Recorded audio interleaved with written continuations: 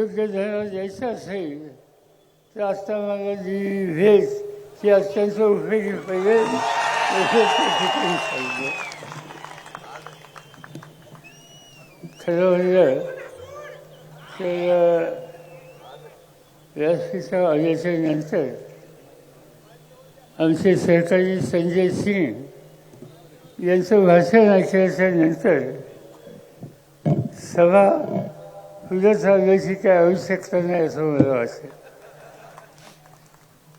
हा एक संघर्षशील अशा प्रकारचा नेता आहे. दिल्लीमधून येतात,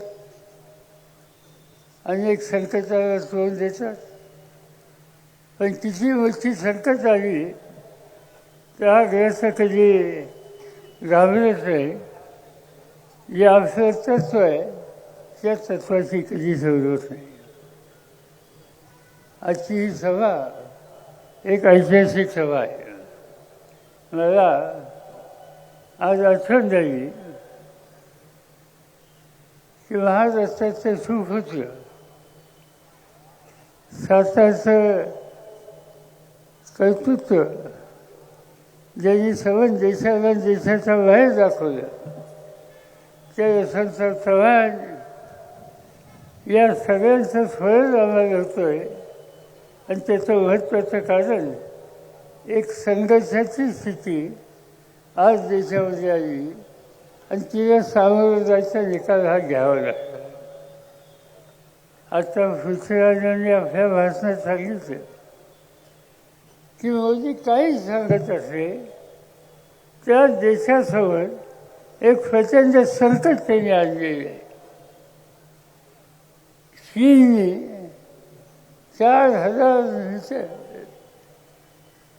4,000 किलोमीटर या देशाची जमीन ही ताब्यात घेतली. मोदी साहेब सांगतात तसं काही नाही. त्या सगळ्या भागाचा माझा अभ्यास आहे.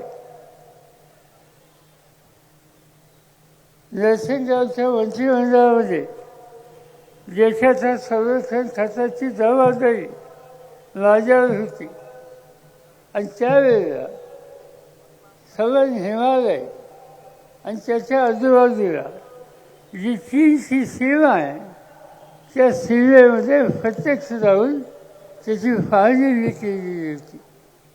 आणि उद्या धोका कुठला होणार आहे याचाही अभ्यास तज्ज्ञांच्या सल्ल्याने आम्ही लोकांनी केलेला होता. आम्ही त्यावेळेला काळजी घेतली, पण मोदी साहेबांच्या कालखंडामध्ये त्या प्रश्नाला त्यांनी महत्त्व दिलं नाही आणि त्याचा परिणाम आज हजारो किलोमीटर या देशाची जमीन आज चीनने ताब्यात घेतली.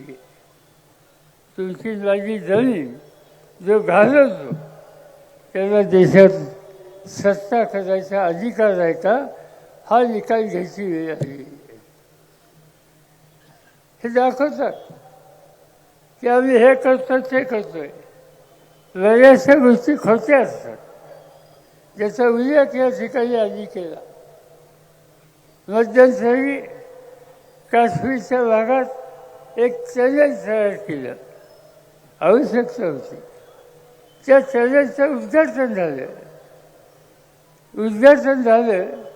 मी बारकाईनं बघत होतो टेलिव्हिजनवर. त्या सवन उद्घाटनाच्या कार्यक्रमाला एकच व्यक्ती होती आणि ती म्हणजे नरेंद्र मोदी. त्या चॅलेंजमधलं ते स्वतः चालूच येत होते.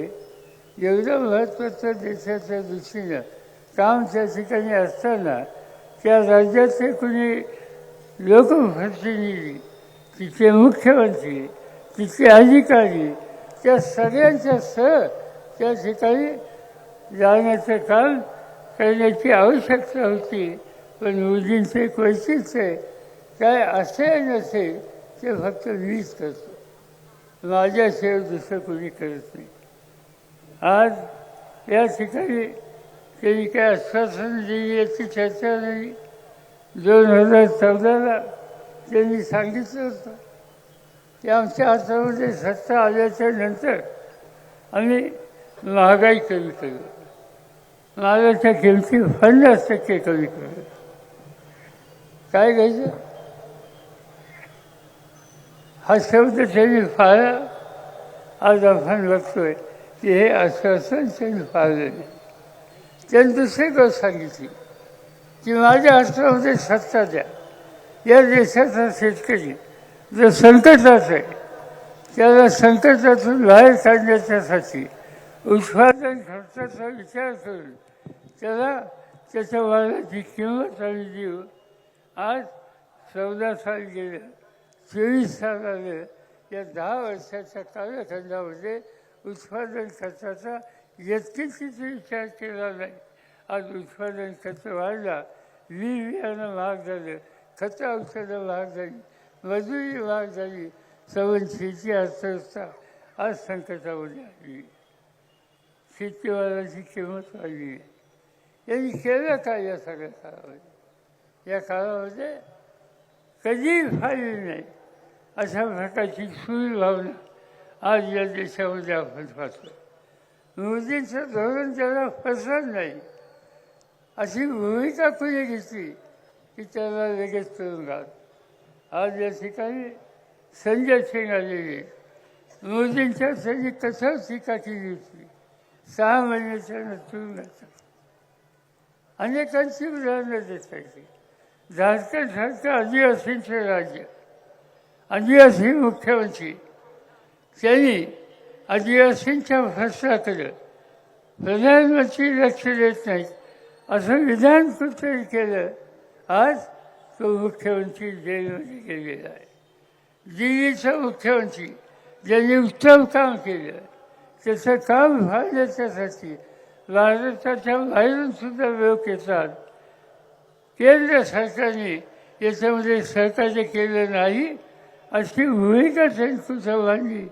आज ते मुख्यमंत्री तुरुंगामध्ये आहेत. याचा अर्थ आज हातात असलेली सत्ता ही सूर भावनेनं ज्यांचा विचार आपल्याला नाही मंजूर त्यांच्या विरुद्ध वापरायची हे सूत्र घेऊन आज मोदी साहेबच्या ठिकाणी प्रयत्न करत आहेत.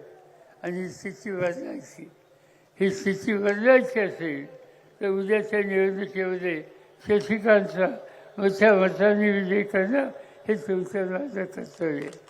गेले अनेक वर्ष जळून तुम्ही सगळ्यांनी पाहिलं. हा ग्रस्त सामान्य माणसाच्या हिताची जपणूक करणं, कष्टकऱ्यांच्या भाषात लक्ष घालणं, कुणाची तडजोड न करणारा, स्वार्थी विचार मनात न येऊन देणारा आणि अखंड फळालं जे समाजांनी आदर्श आपल्या सगळ्यांच्या समोर ठेवले, ते आदर्श निर्देश ठेवून सामान्यांच्यासाठी कष्ट करणं एवढा एक कवी कार्यक्रम आज शशिकांत शिंदेचा आहे. आणि म्हणून अशा व्यक्तीला मोठ्या मताने विजयी करा. त्यासाठी त्याची जी खूण आहे ती आपल्या सगळ्यांना आता माहीत आहे. तुतारी करणारा मनुष्य त्याच्यासमोर वचन द्यावा आणि पुन्हा एकदा महाराष्ट्राचा लौकिक संबंध देशामध्ये करण्याचं काम या साताऱ्यामध्ये करा हीच विनंती करतो. माझे 2 शब्द संपवतो.